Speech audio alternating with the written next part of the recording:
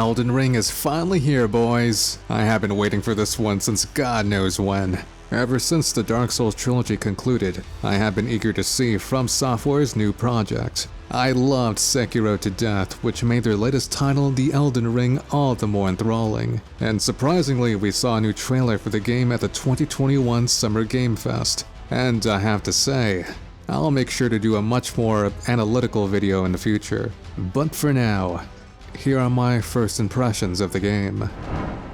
From the start, you appear to wake up to a hooded woman's voice. The first time I spotted her, I couldn't help but to think of her as this game's Firekeeper, as is tradition in Souls games. But unlike the others, it appears as though Elden Ring will emphasize a much larger overworld to explore. In order to navigate said world, you have a horse, a mystical one at that you could summon at will. It appears that this world seems to be in some sort of decay. You play as a lowly tarnished, sent to retrieve the Elden Ring. Doing so presumably will enact some sort of great change to the land, as said by the hooded figure. The tarnished will soon return, guided by grace once lost.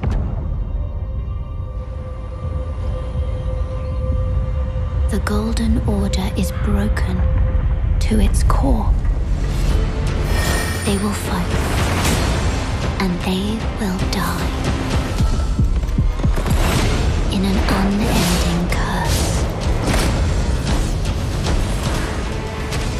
For how else is a champion or a lord to be born? Brandish the Elden Ring for all of us.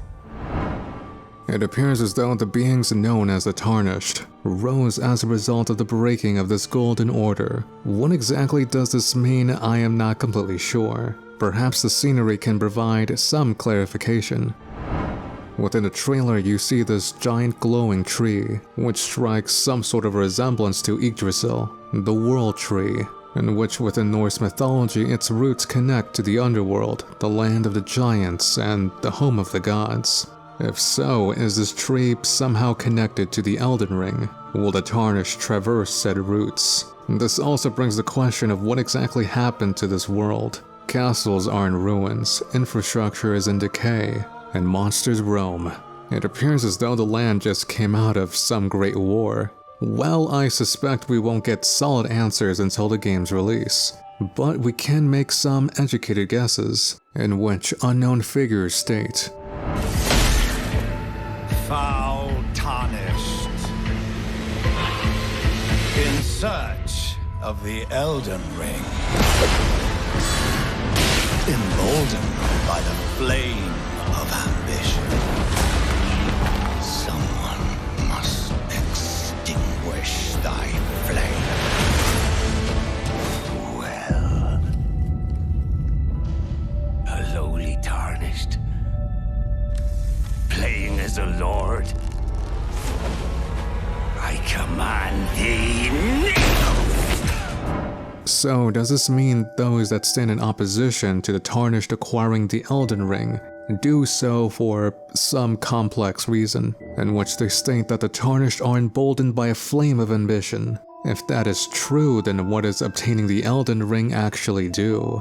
Additionally, the very name Tarnished is curious. What does it mean in context to the game? Are these beings made lesser from some event or action? More questions than answers, I'm afraid. But I am loving the general aesthetic of the game so far. The highlight for me is my wife, the red-headed knight. Also, I really like this rock golem turtle being with a bell hanging to it. I think he's really neat.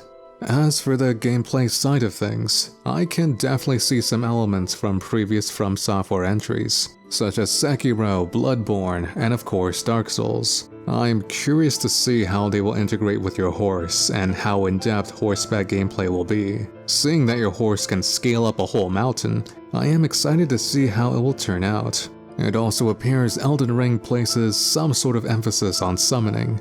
not only with your horse, but you can also summon familiars that will fight alongside with you. From Software are notorious for their in-depth gameplay mechanics, so I am not only excited to see how it deals with its single player, but also how it deals with PvP, but that's a whole other story.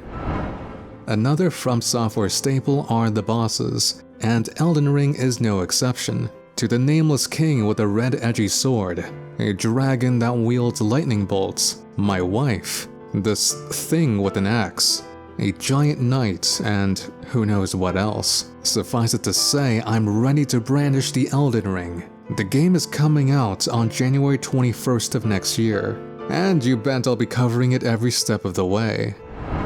For longtime viewers of my channel, it might be a surprise for me to upload so soon after the last one, but the Elden Ring trailer really got me hyped. Also, I am very much determined to give this channel much needed attention.